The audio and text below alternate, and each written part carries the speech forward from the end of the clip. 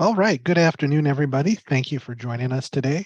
As we go through today's presentation, feel free to send in questions using the question and answer interface in Zoom. Depending on the question, I will either answer it at that time or I'll hold off till the end to get to it. Today, we are talking about Wi-Fi 6E. It's going to be a relatively short presentation today, unlike my normal ones. So this should take around 15 to 20 minutes, I hope, to go through everything. We're going to start by talking about Wi-Fi 6, just the regular Wi-Fi 6 first. So Wi-Fi 6 came out a little while ago, and it was really a huge change to the way Wi-Fi has been done. Originally, the Wi-Fi spec came out all the way back in, I think it was 1999. So since then, very little has changed other than making it faster until Wi-Fi 6 came along. So with Wi-Fi 6, we moved from what we would call a contention-based way of handling Wi-Fi to a contention-free way of handling Wi-Fi. And what that basically means is until Wi-Fi 6, basically there was no coordination between the APs and the client devices when it comes to roaming, when it comes to channel usage, when it comes to sharing the limited bandwidth that's available. And Wi-Fi 6 changed all of that. So some of the things that Wi-Fi 6 did for us is they made things faster. A single user could get up to a 40% faster data throughput. We improved the capacity, so you could put more wireless users onto the same access point or put more access points into the same limited area to cover users. Wi-Fi 6 was dual band. It operates in both 2.4 and 5 gigahertz and brings those improvements to both. Now, this is different than, say, 11AC, where 11AC only worked on the 5 gigahertz radio. On an 11AC device, the 2.4 gigahertz radio was still 11N technology. So with Wi-Fi 6 and most Wi-Fi 6 products out there, 2.4 now is also Wi-Fi 6. There are some more inexpensive access points on the market that still use 11N on that 2.4 radio to save a little bit of cost. All of the Zyxel products are Wi-Fi 6 on both 2.4 and 5 gigahertz. So just to show you here sort of in a real world scenario, how these improvements are made, we take a look at a hypothetical here for us. A 2x2, so two spatial streams operating at 80 megahertz. With 11N, the maximum data rate you could expect to see was 108 megabits per second.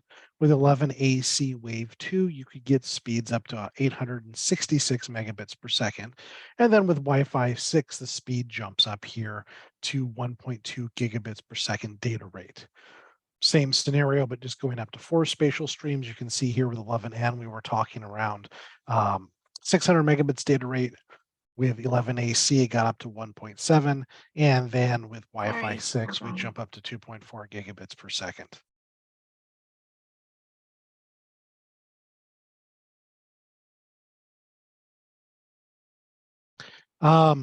Continuing on here. So these are some of the technologies that made Wi-Fi 6 better than the previous one. So the first one comes to MU-MIMO. With 11AC Wave 2, we added the ability to do downstream MU-MIMO, which basically allowed an access point to send data to multiple client devices. With Wi-Fi 6, we can now also have multiple client devices send data back upstream to that access point. So it's now bidirectional MU-MIMO, and we now have the ability, in theory, depending on your hardware, to have more users broadcasting at the same time than you did with 11AC. We have upgraded how the available bandwidth is decoded. We've added things here like resource unit scheduling to schedule when stuff is using the airtime, BSS coloring, more advanced modulation. So we're cramming more data into that same available bit of airtime. So we'll go through a couple slides here to sort of showing you here. So up until Wi-Fi 6, this is how your spatial streams or the available airtime was split. It used OFDM and basically broke up the available bandwidth into 20 megahertz chunks. With OFDMA on Wi-Fi 6, We now have a lot more flexibility in being able to break up the resource units into smaller chunks based on the capability of the connected client devices and their application. We have what we call spatial reuse using BSS coloring. Basically, it's the ability in the beginning of a packet to identify which access point that data is coming from. So devices can ignore data that's not intended for them. And because of this and some of those other technologies here, it's much more fair and equal distribution of the airtime. Give me just a second here. So this here in this example here, this orange line is showing what happens with an 11 AC access point. As you add more wireless clients to that access point, the aggregated throughput actually drops. And this is because it's a contention-based system and you end up with a lot of devices broadcasting at the same time, causing packets to be dropped. With Wi-Fi 6, as you add client devices, the aggregated throughput for all of those devices remains flat. So you don't get that drop off in performance that you would get with a 11AC access point. So that's kind of Wi-Fi 6. So now we'll talk about Wi-Fi 6E. Now, the reason we talked about Wi-Fi 6 first is because Wi-Fi 6E is just Wi-Fi 6, but it's been expanded to a new chunk of spectrum, this 6 gigahertz spectrum that the FCC recently opened up for unlicensed use. So this basically gives us with Wi-Fi 6E, you've got 2.5 times more capacity as far as the available wireless bandwidth to use, which means that you get up to 7 super wide channels that can be used simultaneously without causing interference between your access points. And because there's really nothing else that uses this 6 gigahertz spectrum except for Wi-Fi APs, you don't have to worry about interference and sharing that spectrum with other non-Wi-Fi devices like you do with the 2.4 and 5 gigahertz spectrum. So this is showing you here basically the available bandwidth that's available in each of the 3 bands we're now allowed to use in North America without a license. So you can see here your 2.4 is really small, only supporting 3 20 megahertz channels. Then to jump up here, if you want to use an 80 megahertz channel, you're stuck with just, excuse me, a 40 megahertz channel, you're stuck with just one that you can use before you start running into interference issues. So 5 gigahertz opened up a lot more spectrum for us, which was why there was a big push starting with 11AC to move more and more devices over to 5 gigahertz. Um, as you can see here, you can have, if you jump up to say 80 megahertz channels, you can have up to 7 non-overlapping channels. So that means 7 APs operating at 80 megahertz without having to worry about interference. Or if you want to use the 160 megahertz channels that were introduced with 11AC, you've got 2 non-overlapping channels. Now, having said that, there is some issue with 5 gigahertz. It was a spectrum that used to require a license, and there are still legacy devices that use 5 gigahertz, in particular radars, weather radars, airport radars, etc. So because of that, a good chunk of this 5 gigahertz spectrum is what we call DFS. It requires that you implement this technology called DFS that basically makes your access point stop functioning if it detects a legacy user on the same channel. In addition, in order to get your device certified to use these DFS channels, it adds about 6 months to the certification time. So because of that, a lot of businesses will choose not to use those DFS channels. They don't want their customers being kicked off the Wi-Fi at random if your AP thinks there's a legacy device nearby. And if you're in an environment where people are bringing their own devices, a lot of devices out there do not support those DFS channels, those client devices. iPhones are one, they don't support all of the DFS channels. So there's a lot of common equipment that doesn't support any or all of the DFS channels. So that means that, you know, if a user comes in and brings their iPhone, they may not be able to connect to the APs that are nearby because of that. So for that reason, a lot of users don't use that. And then you can see here, here's the 6 gigahertz spectrum that's now been opened up. So you can see it's much bigger than 2.4 and 5 gigahertz combined. So bigger available bandwidth means less interference between your access points and your users because you've got a lot more bandwidth to share and spread around. So again, going back to 160 megahertz channels, with 5 gigahertz, you've only got two available, and both of those two do overlap with DFS. So in order to use those channels, all of your clients must be using devices that support these 160 megahertz channels. With 6 gigahertz, you've got 7 of these channels available. So you can go maximum speed for your client devices, and you don't really have to worry about APs interfering with each other because you can have 7 different channels operating at the same time with no interference.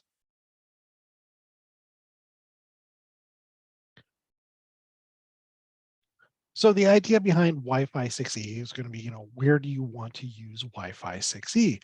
And the answer is generally it's going to be high density environments, areas where you've got a lot of users, or you've got need a lot of access points into the same area, maybe in an apartment building, condos, things like that, where you've got a lot of smaller units and each unit has their own access point. 6 gigahertz can solve some of those interference issues that you run into there because there's so much bandwidth available. Um, Again, really great for high density deployments. Also, another nice thing here is many Wi-Fi 6E access points are going to have three radios, a 2.4, a 5 gigahertz, and a 6 gigahertz.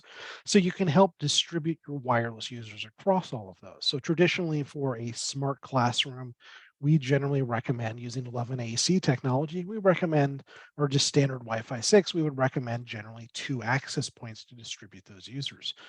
With Wi-Fi 6E, assuming your users have access to Wi-Fi 6E client devices, you can now spread out those users on one AP across three radios and may only need to now put one AP per classroom instead of two like we would normally recommend. 6E also opens us up here to be able to do mesh on a channel that is basically dedicated to this backhaul, allowing you to continue to use 2.4 and 5 gigahertz for your client devices, and use 6 gigahertz for the backhaul and not have to worry about interference. For that reason, there is a very good chance here we will see the return of using some sort of mesh type deployments in certain business applications where today we want to have a dedicated wired Ethernet backhaul to each of those APs. This gets rid of some of the issues that we run into even on tri-band 5 gigahertz access points when we're doing mesh type networks. So there are some concerns and some issues with Wi-Fi 6E that we do need to talk about here. Now, the first one obviously is in order to use 6E, this new 6 gigahertz spectrum, your client devices also need to support 6E in operation on this 6 gigahertz spectrum. Your older and existing client devices that are just Wi-Fi 6 or 11AC or 11N are still going to be stuck using only the 2.4 or 5 gigahertz radio in your access point. So we're at that situation where the technology is there for you, but it may not be there yet for your clients or for a significant number of your clients. But as time goes on and 6 gigahertz support becomes standard on more of your lower end devices, 6 gigahertz or 6E is going to become a lot more viable for you. So some of the things here, like 5 gigahertz, 6 gigahertz used to be licensed spectrum, and there are still legacy users using 6 gigahertz. 6 gigahertz is primarily used by utility companies for smart meters and things like that. And it's also used by mobile news reporters for transmitting video and data. So to get around that, the FCC created something similar to DFS on 5 gigahertz called automated frequency control for 6 gigahertz. It's designed to be much more friendly and easier to use than DFS and make it much more viable. The problem we have run into here is there have been lawsuits filed against the FCC. So for the moment, you cannot use 6E outdoors. So all 6 gigahertz access points that you're going to see, all Wi-Fi 6E products you're going to see can only be used indoors. You're not allowed to use them outdoors, use that 6 gigahertz radio. Because at some point, once it gets approved, in order to use 6 gigahertz outdoors, you will have to use this automated frequency control. The FCC has not officially put out the specs and certification process for this until they solve the lawsuits by the existing legacy users that are currently blocking 6 gigahertz from being used outdoors by unlicensed devices. Some other things here to keep in mind. Just like 5 gigahertz had less range than 2.4 gigahertz, 6 gigahertz is going to have less range than 5 gigahertz.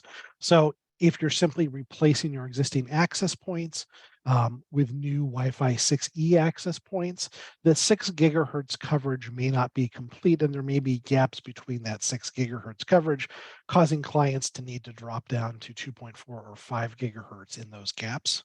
So that's something to keep in mind. If it's a new deployment, you will probably want to deploy more access points than you would if you were just supporting 2.4 and 5 gigahertz, so you don't have any gaps in your coverage. Another thing here is just to keep in mind is you've got 3 radios now instead of 2 radios, and that third radio, that 6 gigahertz radio, is going to be capable of pretty considerable speed and a number of wireless clients connected to it. So because of this, that means the CPU in your access point needs to be more powerful so it can handle the additional bandwidth, so it can handle those additional users. So because of that, a lot of your Wi-Fi 6E access points can be very expensive, especially compared to your Wi-Fi 6. It also makes it much more important that your backhaul is a multi-gig backhaul, right? You've got users here, you've got 3 radios being combined, and if you've only got, going back into a 1 gigabit switch, that 1 gigabit switch is going to be the limitation on your wireless users as far as their wireless speed goes. So that's something to keep in mind that as you deploy Wi-Fi 6E, you may also want to be upgrading your core infrastructure to multi-gig support. One other concern here to talk about is probably by the end of this year, we are going to be seeing Wi-Fi 7 devices um, start to come onto the market. You will first see them in consumer routers, but you will start to see them probably by the end of the year in business class access points. For sure, by early next year, you will see a lot of Wi-Fi 7 devices available there. So what is Wi-Fi 7? So Wi-Fi 7 builds on top of Wi-Fi 6E. It supports the 6 gigahertz spectrum as well as 2.4 and 5.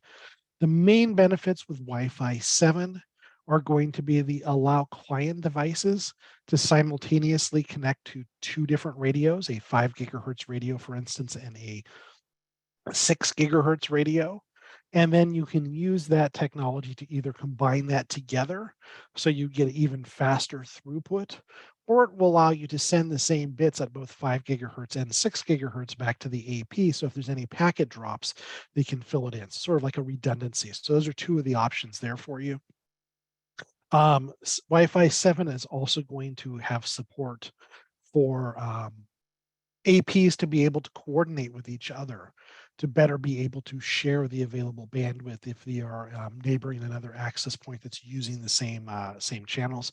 So you're probably only going to run into that in very dense deployments like expo centers and stadiums and things like that, where you've got a ridiculous number of users, you have a ridiculous number of access points in the same area. And Wi-Fi 7 is going to be broken up into 2 releases, similar to 11AC. There is going to be a V1 and there is going to be a Wave 2 or Release 2 up to probably maybe a year and a half to 2 years after the first version of Wi-Fi 7 devices hits the market. So that's something else to keep in mind, is that some of these features are not going to be available in the first generation of Wi-Fi 7. You will need to wait longer for the full Wi-Fi 7 spec to be finalized and for the hardware to catch up with it. So you may want to hold off until Wi-Fi 7 before making the jump to 6 gigahertz. You may not. So when it comes to Zyxel, we currently have 3 business class access points that support Wi-Fi 6E. The first 2 of them here are the NWA220AX-6E and the WAX620D-6E. Now, the key thing on these first 2 models here is these are not tri-band, or these are not tri-radio devices. These are devices that are designed to keep the cost down.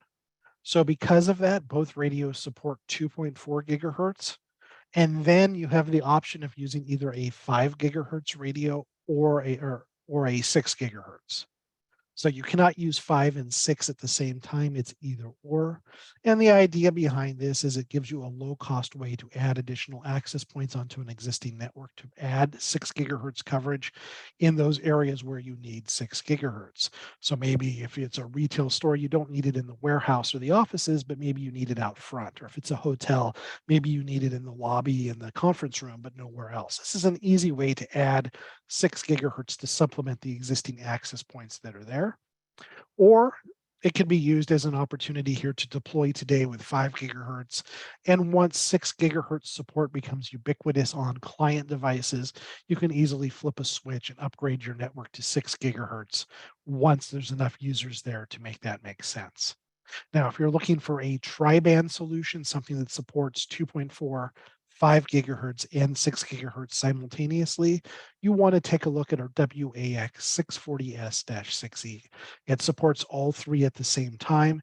It has our smart antenna technology in there. And it can support throughputs of up to like 7.8 gigabits per second on the wireless side of things. It is only a 2.5 gig uplink port on it. So your max throughput from the AP to your wired network is going to top out at 2.5 gigabits per second.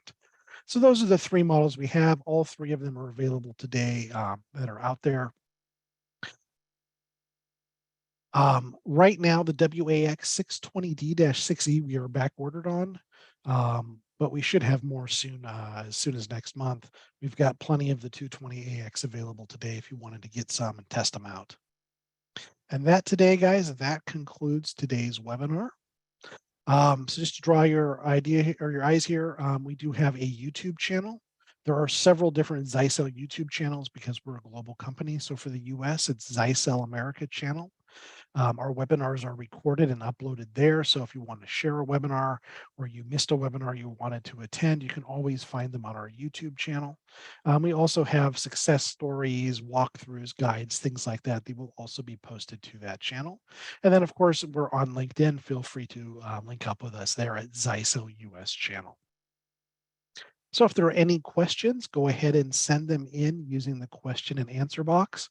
I'll stick around here for a minute or two. So far, no questions have come in. While we wait, I do want to draw your attention to our forums.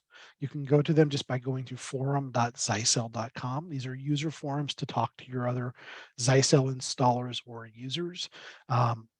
This is also where you will find generally security bulletins will be posted here first, release notes will be posted here first, and our R&D and our product management team do monitor the forums, and occasionally they will respond, but they keep an eye on the demands as far as feature requests and things like that that get posted there and get support to help prioritize what new features come out to our products first.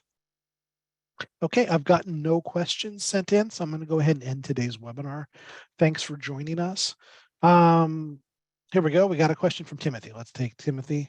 What is the main difference between the NWA 220AX-6E and I'm assuming the WAX620D? So on the Wi-Fi side of things, they are very similar. On the hardware side of things, they are very similar. The primary difference between the two is going to be that the 620 has dual optimized antennas. So the 220 has just your standard ceiling mount antenna. The 620 has dual optimized antennas. So there's two sets of antennas, one for ceiling mount, one for wall mount. And based on where you install each individual AP, you can choose to use either the ceiling pattern or the wall pattern for your coverage.